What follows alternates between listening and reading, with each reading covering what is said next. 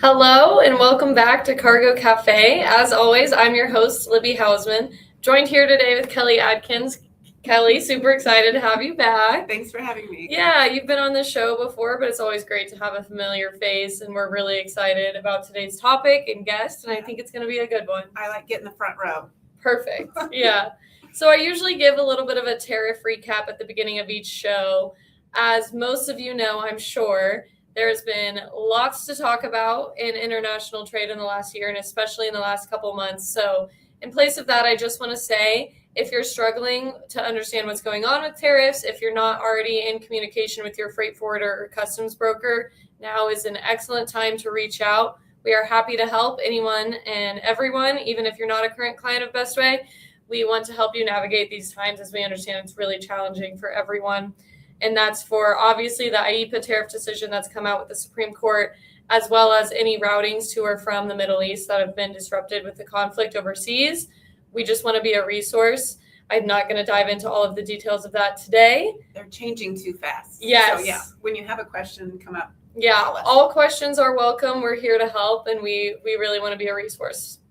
So instead, we have Brian Gordon here today. We're super excited. We're going to dive into the world of exports, talk about how these market conditions are affecting everyone, and get into that. So Brian is currently the Senior Vice President in charge of the trade and finance line of business at Commerce Bank. He has over 35 years of experience in international banking. He enjoys helping customers solve problems and issues as they grow their international market presence. He currently serves on the board for the Bankers Association of Finance and Trade, the Midwest International Trade Association Advisory Council, the World Trade Center of Kansas City's Investor Board, and the Greater Kansas City Foreign Trade Zone Board. So, without further ado, let's bring out Brian. Hey, Brian, how are you?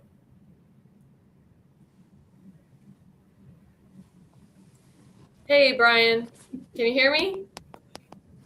We just had him. I know. Looks like he's having trouble. Yeah, I think he might be. Brian, can you Guys, hear my us? audio went away. Can you hear me? There. We can hear you. Can you hear us? Shoot. All right, well, we'll help Brian with his audio things on the back end.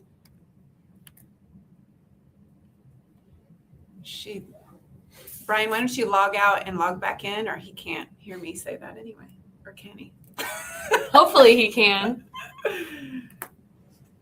I was going to give him a hard time about not being in enough associations. Like he's I know. I was every night of the really, week. I was hoping to get all of those out without flubbing over the words. So hopefully we're able to figure something out.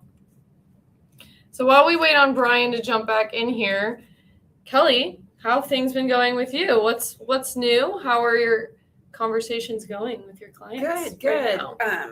Well, to touch on the first point that you had, I've Yeah. been having several IEEPA meetings with Jack, it seems like, too, because he's able to pull reports for people to kind of tee people up to be ready whenever more direction is given with the IEEPA thing. So lots of reasons to be talking to my customers right now, which is kind of a catch-22. I like talking to my customers. I'm glad we have information, but it's also almost overwhelming with the amount of information we need to be covering.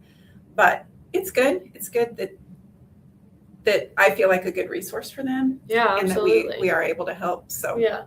Looks like we have Brian back in here. Brian, can you hear us now?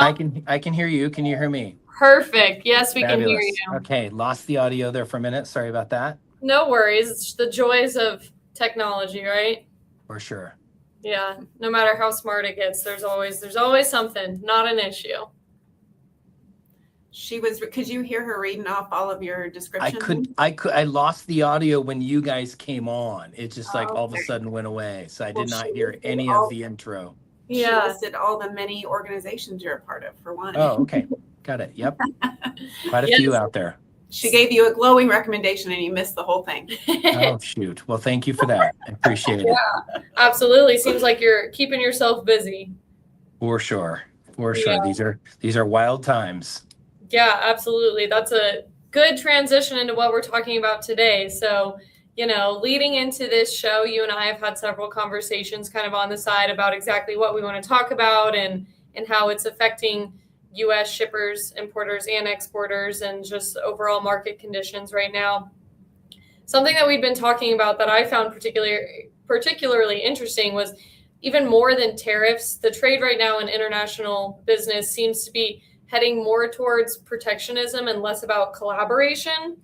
And you were able to share a fact with me that I found really interesting that I wanted to share today. And this comes from the World Bank, where it's reported that in the first 10 months of 2025, an additional 2,500 trade restrictions were imposed globally. And this is different than tariff. These are non-tariff cross-border trade barriers. And in that, we talk a lot about how these trade regulations are impacting importers and less about the effect on exporters. So kind of based on our conversations and that statistic coming from the World Bank, how do you see this impacting exporters? Yeah, and I'm going to circle back and answer the question. But first, I would say the way you learn about all of those non-tariff barriers is you just read a lot. So everybody knows the quote from Warren Buffett that says, read 500, read 500 pages every day. That's how knowledge works. Build it up like compound interest. So you got to stay on top of all the information that's out there and then try and digest it all. And I will share that I am sort of subscribing to a lot of stuff, but also just looking for good information as it relates to all the topics in trade, freight, tariffs, non-tariffs, just all the stuff, trade agreements, all the stuff that's sort of happening out there in the world. And I think it's daunting for importers or exporters to stay up to speed on all that. That's why they rely so heavily on you guys for, the customs brokerage expertise and kind of helping them understand, hey, is there really a refund process that's going to happen? How does that all work? And just trying to stay on top of it all. So I actually subscribe to a magazine called Trade, Trade, Treasury, and Payments. I completely drew a blank there. It's TTP is the abbreviation for it. Okay. But they talk about all of the things that are happening in the world, conflicts, the Strait of Hormuz, just everything as sort of being fault lines and sort of having these things sort of erupting and creating larger fault lines or creating sort of the earthquakes of things are completely changing in the world as it relates to trade partners or trade arrangements. And, now we're going to be renegotiating USMCA here this year. And so what will that look like in the future? But they talked about us all having to be sort of seismologists to know that those things are there and happening, but look for which is going to get biggest next and trying to stay on top of sort of all of that activity and anticipate what might be coming down the road. So back to your question, what's really difficult is that countries who put these non-tariff barriers in place aren't going to be publishing stuff about it other than to say, you now need to have an inspection done of your merchandise, or you have to have a license to sell your product in our country, which means you have to send it to us. We have to test it. We have to make sure that it's acceptable for our market, that it meets our standards, and then we'll allow you to sell here, sort of like the UL certificate or some of the other things, even what the USDA does with phytosanitary certificates, that everybody has to have their products certified in some way. And so that is also a non-tariff barrier, that you've got to go through extra hoops, or you've got to have other inspections, or you've got to have a local distributor or agent that you hire who sells your product in that country in order to be in that market. Or you've got to have boots on the ground for your company to work in a particular country. It's just those weird things that kind of keep cropping up. It's hard to stay on top of it. One of the good resources would be the U.S. Commercial Service, just because they have boots on the ground in embassies around the world, and the Foreign Commercial Service can kind of keep people up to date on all of the stuff that's happening in those regions, and try to just be aware that that stuff is happening. a lot of times when you're talking to companies and you're thinking of selling there, they may tip you off that, hey, this is a new restriction. The country just put this on. Or, hey, now the central bank has put a restriction on outbound US dollar payments from our country. I only get to send 75,000 US dollars a week out of the country because they're trying to control the dollars flowing out of the country. There's all kinds of stuff like that that we're constantly hearing about and being made aware of just from even our peer banks and from the associations that we're a member of, that we're learning that information. I've now gotten myself on 2 calls that start at 7 a.m. Central Time with people from all over the world, one talking about tariffs and the other talking about this sort of subject where the non-tariff barriers have become a bigger issue. And people are talking about, well, the Parliament of the Netherlands is now fighting against the tariffs that the Trump administration has imposed, and they're going to say that they're not going to agree to it, and just, the various things that are happening in all the different corners of the world. And what does that mean for trade long term? What does it mean for trade short term? I mean, are things going to stall out and not happen? Even with the conflict in the Middle East, are documents making it through to their destination? Are they being held because the airspace of some of those countries are closed? And so now you've got a bunch of FedEx documents sitting in Germany or sitting someplace else in the Middle East that they aren't being delivered. So just a lot of the sort of chaotic things that are happening that you have to pay attention to. You touched on a good point too. Hopefully on the export side, that your buyer knows the rules in their own country and they can help kind of prep ahead of time. But even if they don't, we run into that a lot too, that we have overseas offices that we start the communication before we put anything on a plane or in an ocean carrier, that we're getting things lined up and our overseas office is telling us, hey, this document's going to need to be done. Mm-hmm. And famous last words all the time is, well, I didn't need that last time. Well, you might need it now. So, yeah. And ever since, it seems like 2020 though, people are kind of getting used to, what you did last time may not be the thing that you do this time. So exactly. And you don't know what you don't know, right? So right. You have to keep asking and saying, is there anything else you need to tell me? Is there anything else that you've learned? Is there any other new restrictions about us sending equipment in that you assemble in country? Is there a different duty rate or something that now is occurring? Because all that is now a moving target kind of all around the globe. So knowing all that, and how or what advice would you give new international shippers on such a protectionism landscape and, discussing everything we just uncovered? I think that's intimidating, daunting. It is, but here's the quick and easy answer to that. It's still a relationship business where you sell to people that you get to know. You don't sell to people that just reach out to you on the internet and try to place an order. You want to have your customers be people that can be good sources of information, can be also your advocate and your ally to get stuff done. And they also can be your best referral source for other people. Like if you have a good relationship with a client, you can have them tell other companies about your company and your products and be your sort of spokesperson for what you do and what you make. And then you really do realize that how valuable the relationship side of being importers and exporters, buyers and sellers can really be. You really need to know your partners. And if you don't know your partners, you're setting yourself up for a lot more risk. Right. That's the exact word I was going to use, was partnership, is what you're describing. And that seems to be the theme of 2026 already. Every time we have these conversations. Yep. And my lights went off, so I'm gonna clap her and get the lights turned back on. All the lights are on a timer, so it's like you're right out of one of those infomercials where the clapper. Yeah, that was cool. We gotta get some of those here.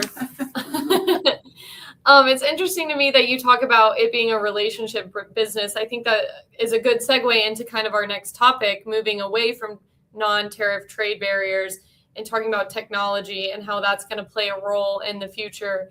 We just talked about how it's all about partnerships and relationship and knowing who you're talking to. In that same vein, it is 2026 and technology is becoming more and more a part of this industry, more so, or almost even a little bit later than it has in other industries. With that being said, and with so many AI and tech solutions involving in trade finance and local payments, how should companies evaluate which technologies are actually going to solve their operational bottlenecks?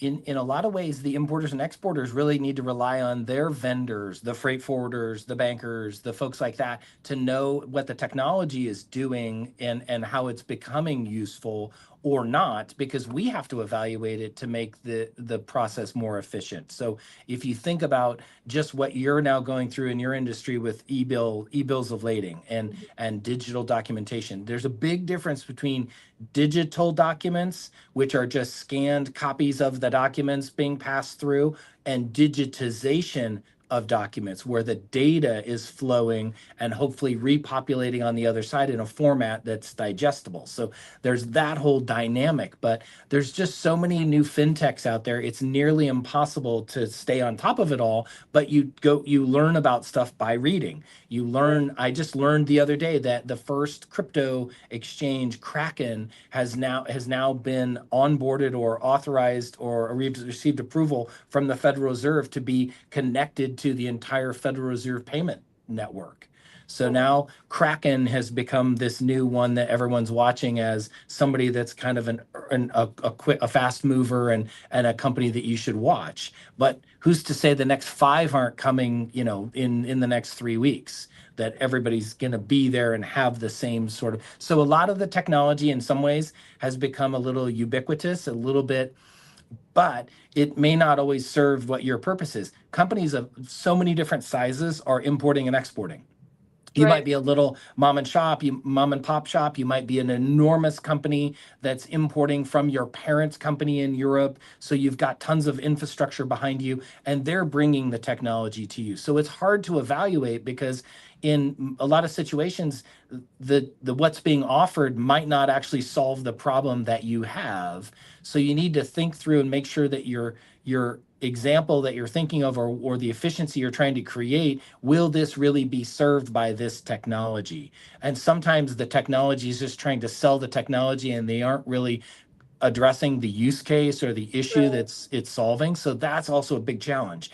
You hear a lot of in the trade, treasury, and payment space that a lot of these big implementations that are going on with a new software vendor or an ERP system or Salesforce or whatever, they don't go well. And the reason they don't go well is that they don't realize that everybody stores their data and uses their data differently at the company. And a lot of that discovery isn't happening. They're just trying to plug in and make it work. And it's like, no, there's a whole lot of troubleshooting that kind of happens as you move through all that stuff. So you think about the technologies and the bottlenecks that it can solve, but you really still have to have people talking through, okay, what am I trying to solve for? And will this technology actually get me there? Yep. Step 1, identifying your problem. Yes. Is that what the Yes. conclusion there? What AI tools are being deployed in banking?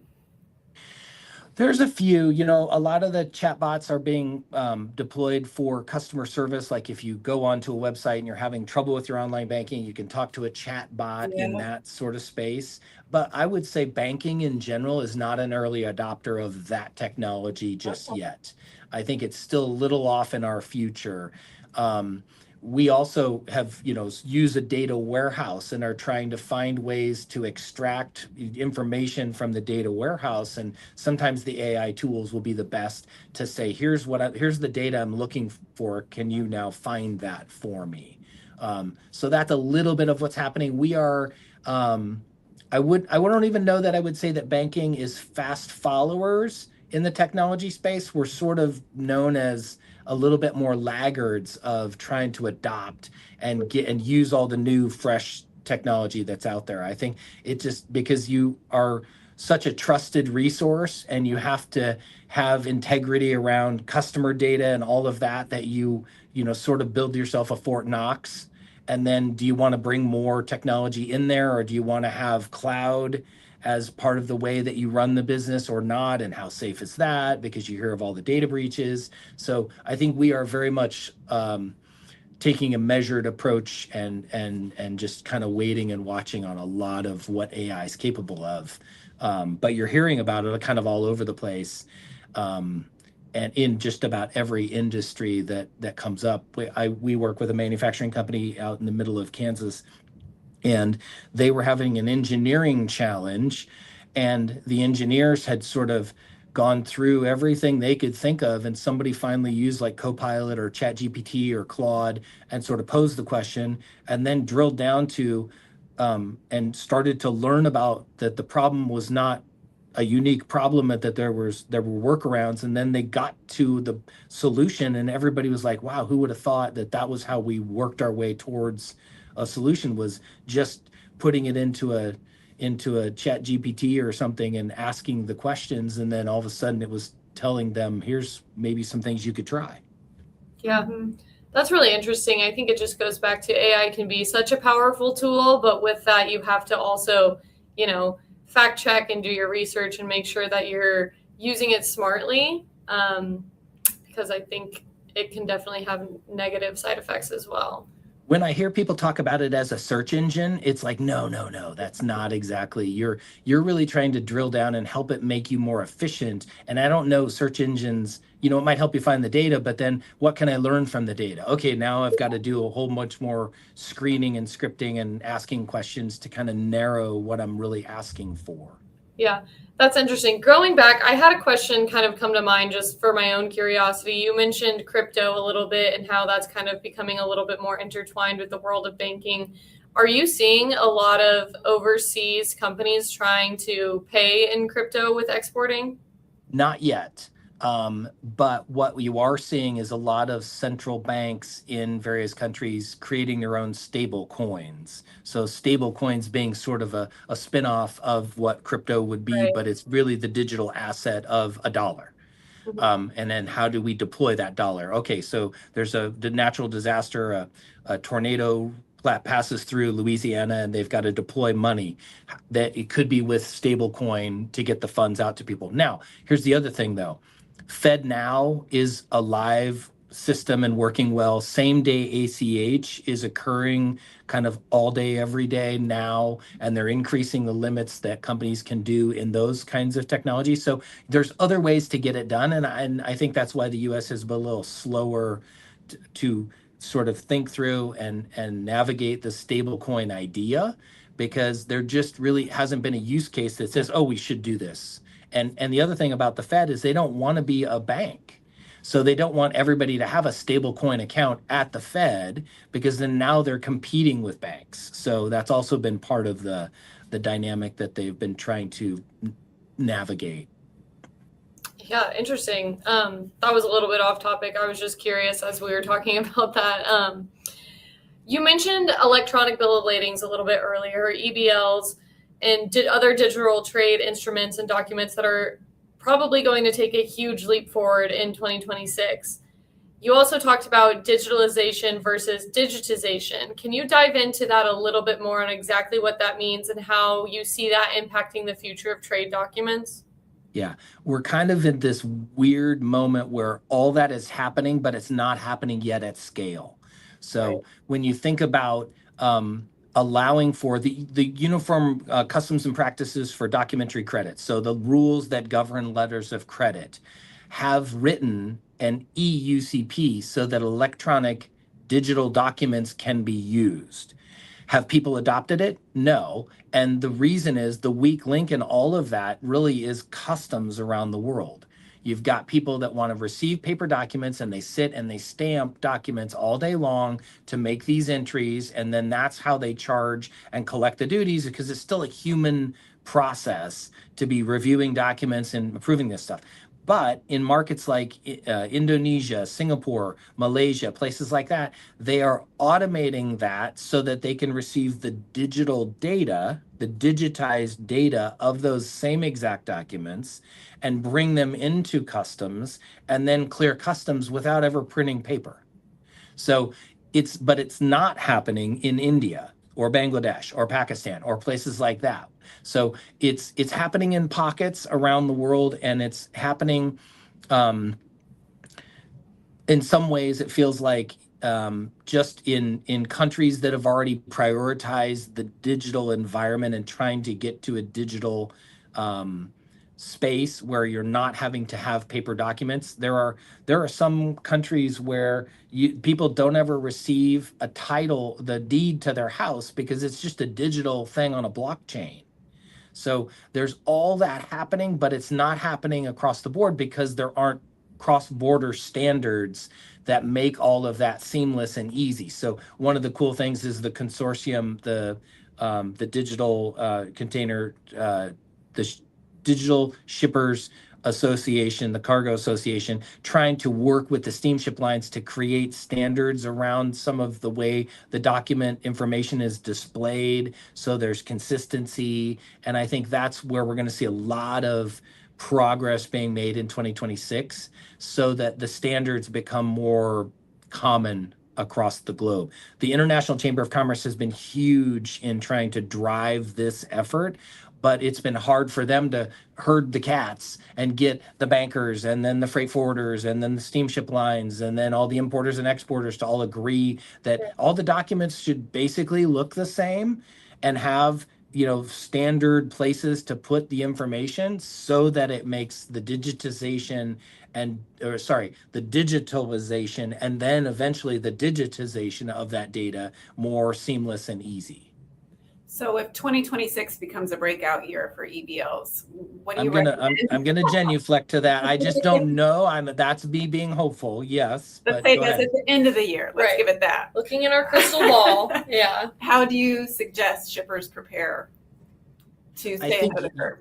You ask the question and you say, what's going on in this space? Are you experiencing this? Are customers now asking for it?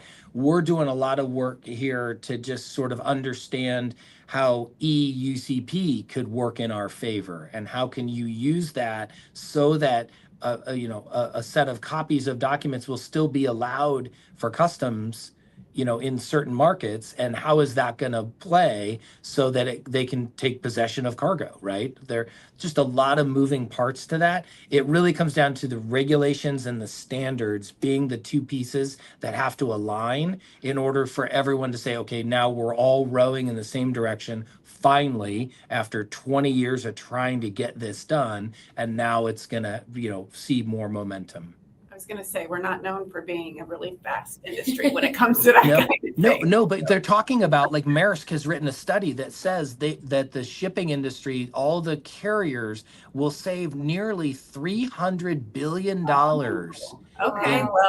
in printing costs. That's some good motivation.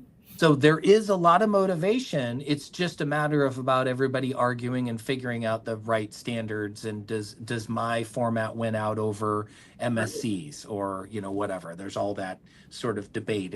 It's a very competitive industry, but they have to figure out how to come to some agreement and have some standards that will work. Got you. Yeah. Are there certain countries or regions that are seemingly more eager in taking this on than others? I would assume so. I mentioned a couple earlier: Indonesia, Singapore, Malaysia. Those are some of the ones that have done some of the early transactions where an entire boatload of soybeans made it all the way to Singapore and there wasn't a single paper document used.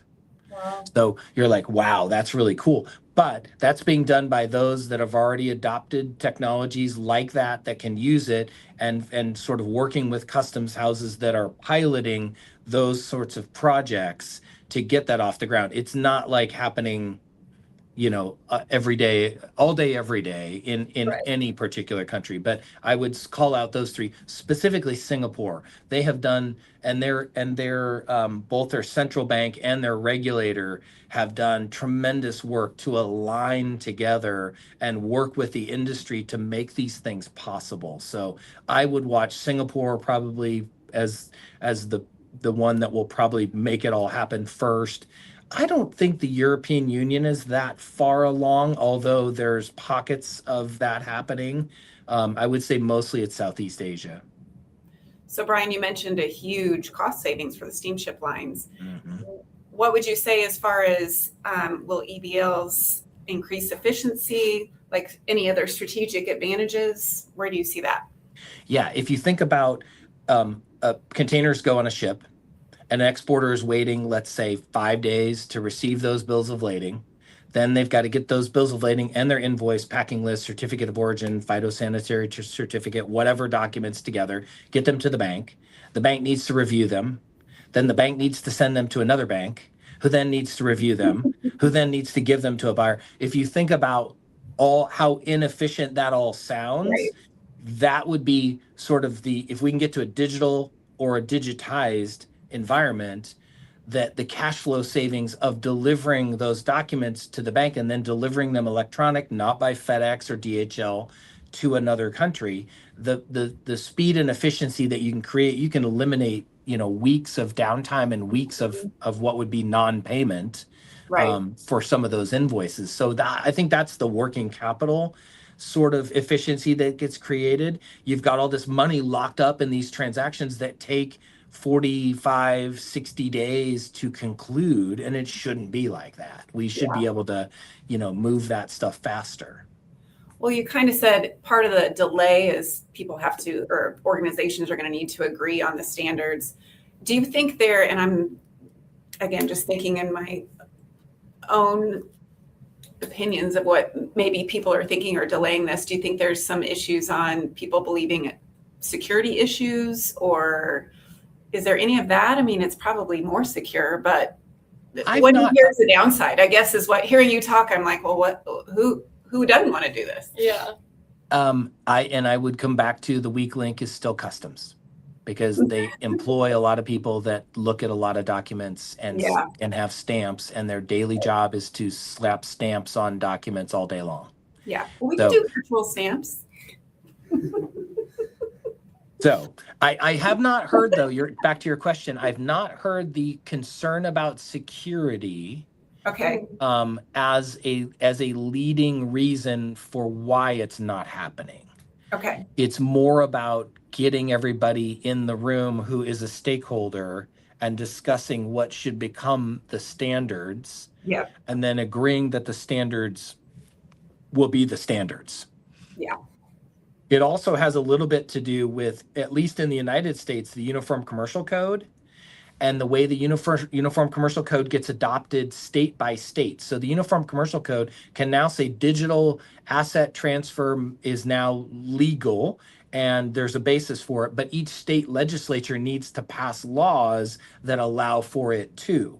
So even in the United States, there's an inefficiency happening because it needs to be adopted state by state. And some of the state legislatures have said this bill that we're being asked to write sounds like we're allowing for crypto transfer. And it's like, it has nothing to do with cryptocurrency. It is all about just the digital asset transfer of a bill of lading and ownership of a product. So how do you make all of that happen? There are, and to call out Kansas and Missouri, we don't have bills even on the floor in either legislature to address this yet. So our Kansas and Missouri are for sure laggards in getting this adopted, because the UCC changes happened in July of 2022. Okay. And it's still not been activated, at least in I think maybe 38 states or 39 states maybe now have officially adopted, and we are some of the remaining ones to not get there. So that's part of the challenge too, is that state legislatures have to prioritize it. You have to find a legislator who wants to sponsor a bill about that and try to run it through its traps. Can't you just throw that on your organization list, Brian? Yeah. Just go into the legislature. I got a couple attorneys internally introduced to the Kansas Bankers Association to sit on the working group that's going to try and push for this to happen. Yep. Should have known. You're on the case. It'll be good. On it, because you don't want to be the last one in the country to kind of go live with what should have maybe happened a couple of years ago. Absolutely. So you've kind of touched on this a little bit, but thinking strictly from like a shipper's perspective, do you see risks and liabilities by transitioning away from paper-based processes? Not so much. It's just going to be another one of those questions that you're going to have to talk with your buyer and say, are you, do you know, is your country accepting digital documentation as proof of ownership or as transfer of title and sort of those things? I think we're still I don't think that's the main issue. The main issue is just sort of getting to a place where we can all agree that this is what the document should be looking like, and that seems to be taking a lot longer than it should. Right. Well, it almost seems like while we're in this transitionary period that may last for a while everyone's figuring out how to agree on this, it'd be beneficial to have people on your team that can do it both ways, both paper-based and electronic, because it seems like it's going to be country by country before we all come on one page. You could have one client shipping to a country that wants to go all electronic, and one same client shipping to a different country that wants it all paper-based. So there is a need for being able to understand how both processes work. Yep. And have this, period where they both are still in place. I don't know that we'll ever get to a completely digital environment across the globe. I just don't see that happening yet. Yeah. If it does happen, it's probably a long ways away. Yeah. So wrapping it up, getting towards the end here, I do want to take a moment to say if anybody has questions, please throw them in the chat below in the comments, and we'll make sure that we address those. But before we get into that, Brian, I do kind of want you to get your crystal ball back out and, talk about how best to prepare for the future in all of the volatility of 2026 and beyond. And given the new pace of these trade agreements and regulatory shifts, in your opinion, how can shipping leaders balance long-term strategic planning with the flexibility that's needed to operate in a market like the ones we're living in today? I guess where I would start with that is to think about all the trade agreements that have happened in 2026 already, where the European Union and India have signed a deal. Canada and China have signed a new deal. When people are under tremendous pressure, they can get deals done. And I think there's been sort of a laziness happening over the last decade where trade agreements were like, we can argue about this forever. But now there's tremendous pressure because of tariffs and because of trying to make sure your supply chains can serve your needs, that a lot of these countries have really ramped up the effort to get deals done. So the reason I kind of start there is that we're having conversations with customers of the bank who are looking at maybe we need to set up a distribution arm of our company in the Netherlands. Maybe we need to buy someone who can be our local representative in that country and represent our brand, because that's what's now being expected of the local country. That because back to the protectionism conversation, because there is a big push to buy European, a lot of US companies are also looking, do we need to set up a subsidiary? Do we need to set up an operation in Europe to serve that market? Because they want to be able to feel like there's a European influence over this company. Even if you're US based, you have a European sub, it just looks better, right? You're buying more local. That has kind of become a big deal. And just being able to sell into a country, and maybe you're just sending product that's being assembled and you're getting a better duty rate because it's not finished product and you're employing local labor. Now there's maybe advantages to doing that today that didn't exist 5 years ago. So there's just a lot of that sort of thing. If you think about the population centers in the world and kind of what's happening for them and who they are partnering with, you're starting to see some new alignments taking place, and it's really changing it's becoming a little bit regionalized. But at the same time, people are saying maybe it's time for us to now have a joint venture partnership in Brazil, or to have somebody on the continent of Africa who can service our equipment and be our local dealer and represent our brand, because we now have enough equipment on the continent that we should have boots on the ground too. So it's very dynamic, and that I'm not saying that's happening across manufacturing in every industry, or even that many industries, but that's a conversation that is starting to ramp up, that I think people are trying to figure out, what does it mean for us to be successful overseas now, because maybe they've been competing against a particular brand someplace else, but that's because that brand is also in that country. I think we're That's seeing a interesting. little bit more of too what we would call a foreign to foreign move. So it never even comes to the United States Yep. and goes, between some more countries that have some newer free trade agreements and utilizing that. And maybe people don't even know that your typical or your U.S. freight forwarder can help you arrange that still too. So, Yep. you And that most of these new trade agreements, none of them are involving the United States. So that should be a signal to sort of companies, we're going to get squeezed out of some of the opportunities down the road. Could be. Well, with 2026 expected to be even more volatile than 25, at least it feels like it's starting out to be that way. How should shipping companies build true contingency models across carriers, ports, and trade lanes? I think that's where I think people are spending a lot more time. You have a plan A, you have a plan B, you have a plan C, and you didn't think you would use them before, and now you're planning to use any one of them at any moment. And I think that's the crazy thing, is that if you're not thinking that way, you are going to be so behind the eight ball when stuff finally goes sideways or changes that you won't have thought through what your contingencies should be, and you're not going to find a supplier who can supply you because everybody else got to them first.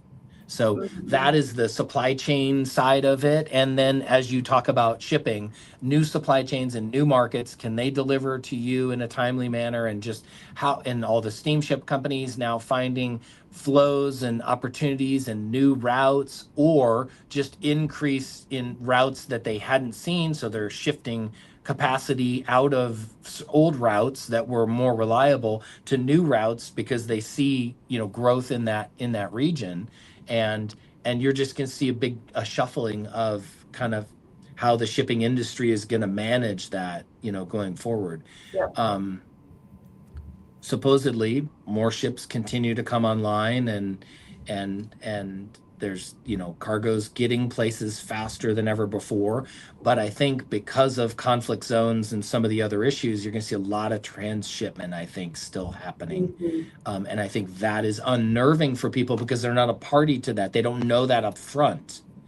But all of a sudden, stuff's happening in the Middle East, and some of the stuff that was going into the Mediterranean is now going someplace else and then trying to find its way to the Mediterranean. Or you pick and then strikes. You've got a lot of dock workers in the Mediterranean who are striking because of the war economy and how that's affecting them, and that now, they're seeing, their jobs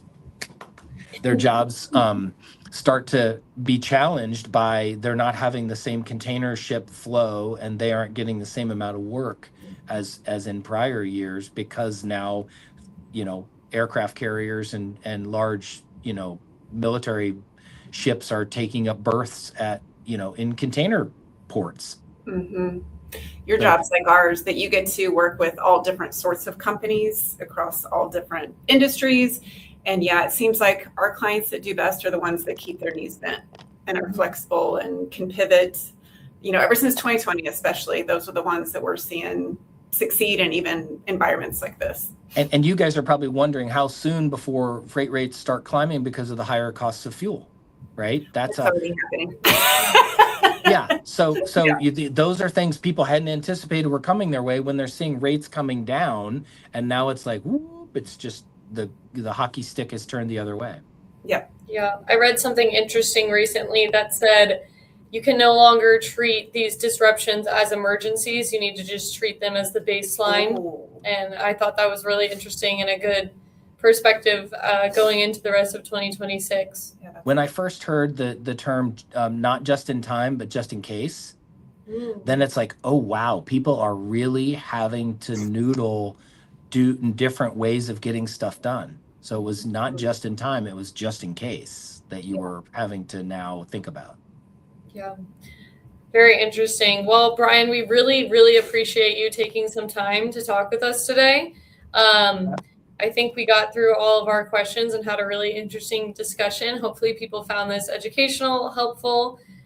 Do you have any closing thoughts? Just keep reading, because you will learn some things along the way. Even if the reading seems like it's daunting or boring or whatever, you still have to read, because that's how you learn. And a lot of times I am the one in my circle of friends sharing articles with people and like, oh, I had no idea that was really going on, or oh, I had no idea that was a thing. And you're like, yeah, we all live in our own little bubble, and you need to, pop your bubble and get out there and see what's really happening and diversify your news sources. That's the thing that when I go present at college campuses or do speaking events like that, I say diversify the sources of where you get your information. You really need to really get a perspective from every continent if you can. Well, if you're supposed to read 500 pages today, I'm about 1,400 pages behind so far this week. Amen. I have such a short attention span that I get through about 5 and then I'm like, okay, I've got to do something else. Right. Yeah. Well, that's a really great message. I love that. I think, education is the most important, especially when things change as rapidly as they do, just trying to keep up with it as best you can. Absolutely. Networking, knowing who to talk to. Yeah. Yep. That's exactly right. Share your network so that others can learn too. Yep. Yeah, absolutely. Well, Brian, thank you so much for being on the show today. We really appreciate that. I'll be sending out a recap email to anyone who is registered to attend, and keep your eye out for the next Cargo Cafe. Thanks, Brian. I'm sure I'll see you around. Sounds great. Thanks. Bye.